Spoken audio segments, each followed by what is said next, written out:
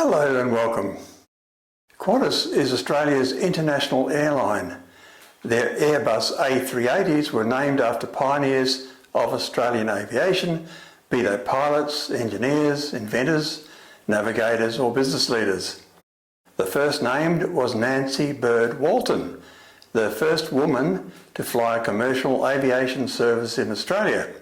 Another that was named was Scottie Allan, and today I'll tell you why. George Urquhart Allan was born in February 1900 in Scotland. In 1917 he volunteered to join the Royal Flying Corps after seeing a poster of Lord Kitchener saying, "Your country needs you." He had never seen an aircraft before then.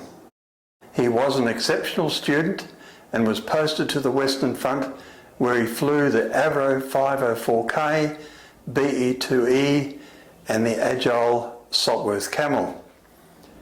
The average life of a Sopwith Camel pilot in France then was 19 days.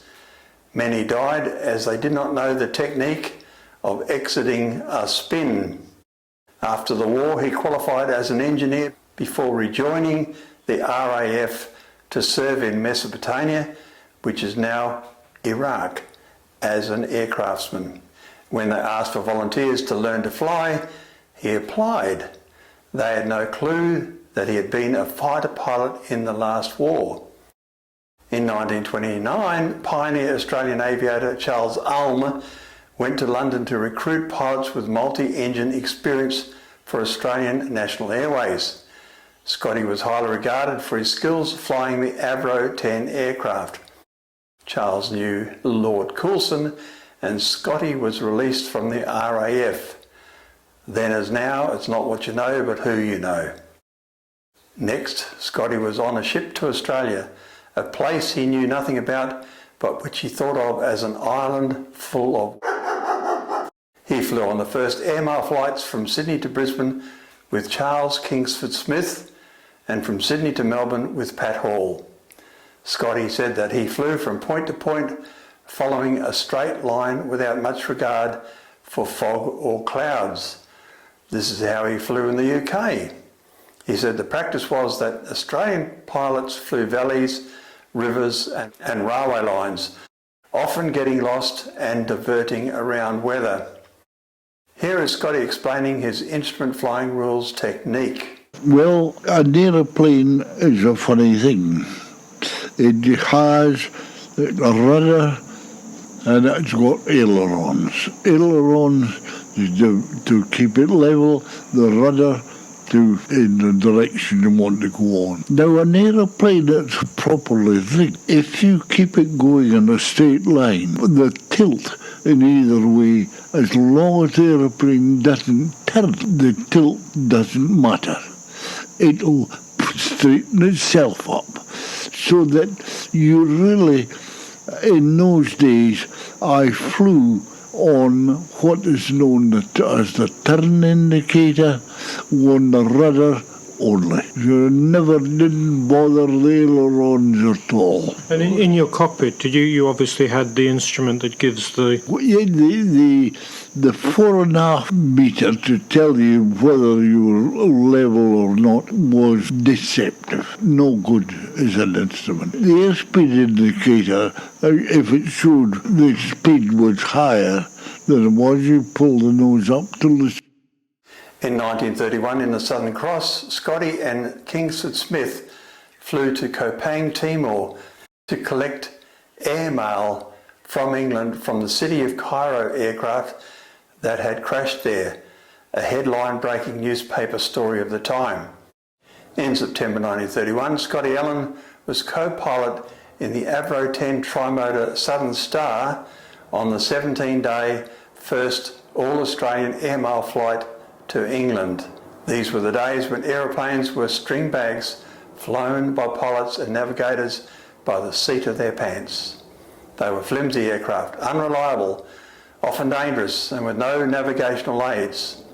It was also a time of opening up international air routes. In 1934, Allan joined Qantas to fly DH-86 aircraft on the Brisbane to Singapore route. In 1938 he went to England to study flying boat techniques and returned to Sydney in the flying boat Coolangatta. In 1941 Allan was the member of the Qantas crew bringing 16 Catalina flying boats from San Diego to Sydney for the RAAF. Whilst in America, which was not yet in the war, he went to Washington where he was questioned about the Japanese in New Guinea. During 1941, Allan was seconded to the RAAF as Wing Commander and was CO of RAAF mines on Lake Macquarie, where he trained Catalina crews, and at No. 1 Flying Boat Repair Depot at Lake Boga. By the way, the famed artist William Dobell was employed at RAAF mines to camouflage the Catalinas. I wonder whether he signed his work. The RAAF roundel is just blue with a white centre and not the red, white and blue which is the RAF roundel, because the Catalinas had a reputation for being confused with the Japanese Kawanishi H-6K flying boat. A Catalina returning from a bombing mission was mistaken for the H-6K by the pilot of a US Navy Grumman F-4F Wildcat fighter, and it was attacked. The American pilot later stated that he believed the aircraft was Japanese because of that red centre. This incident led the RAAF to remove the red from the British roundel, and in doing so created the modern RAAF roundel. For good measure, they put the image of a kangaroo into the RAAF roundel.